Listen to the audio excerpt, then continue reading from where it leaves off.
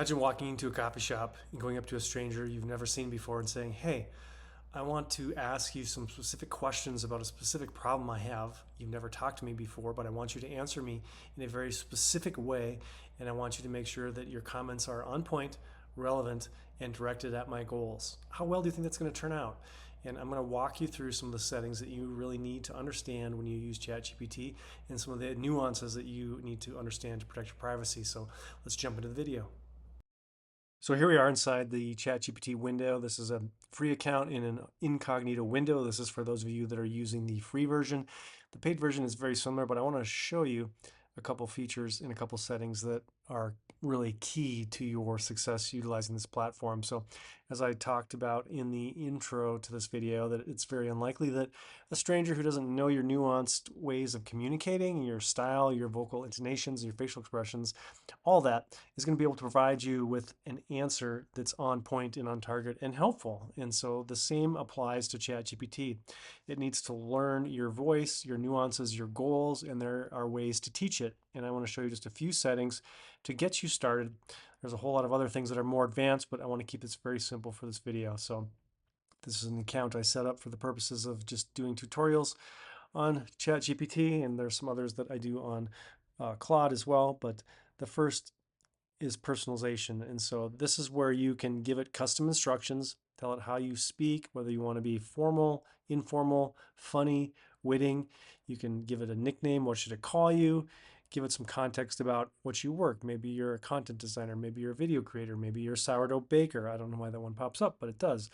And you can give it some context about who you are, what you're about, and some of the things that are important to you.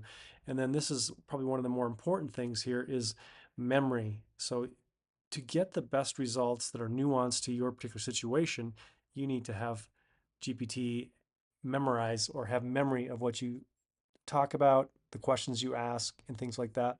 And there are ways to go in and delete things if you're just asking silly things like, what's the phone number of XYZ shoe store? That's not really something that is germane to you as an individual, as a unique soul on this planet. But without having saved memories activated, it's just going to give you more generic answers off the shelf, if you will. And it's not really going to be tailored to your chat history. It's not going to learn you and what you're about and what your goals are. So that's just one of the important things there. The next is data controls. And so improve the model for everyone means that your data, your chat, whatever you're entering in there is shared to the wider GPT audience and can be discoverable by other people. So I would encourage you to turn this off for your own safety. So you don't want to necessarily be sharing personal data with the rest of the world, obviously. That's an important thing. Next, we're going to give it a project. And so we are going to say trip.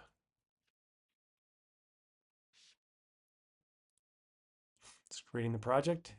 And so this is where you can give projects specific instructions. So what you're going to do is you're going to add a file here.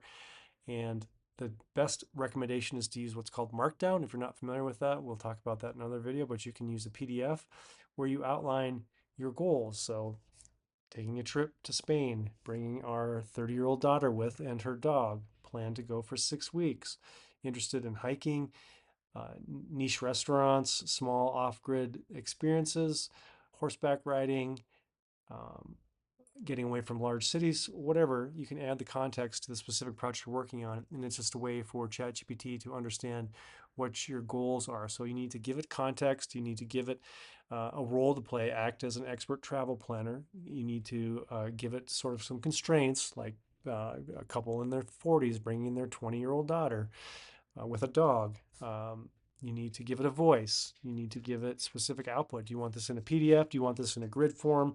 Do you have a specific airline you want to travel? Get as granular as you can.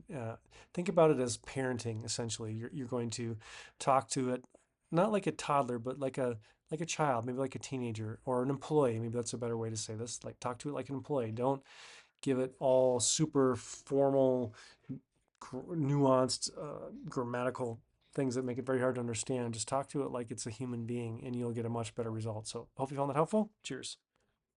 Confusing. I know it can be overwhelming when you're first looking at a new GPT window, whether it's Claude or Grok or ChatGPT, which I favor over the others.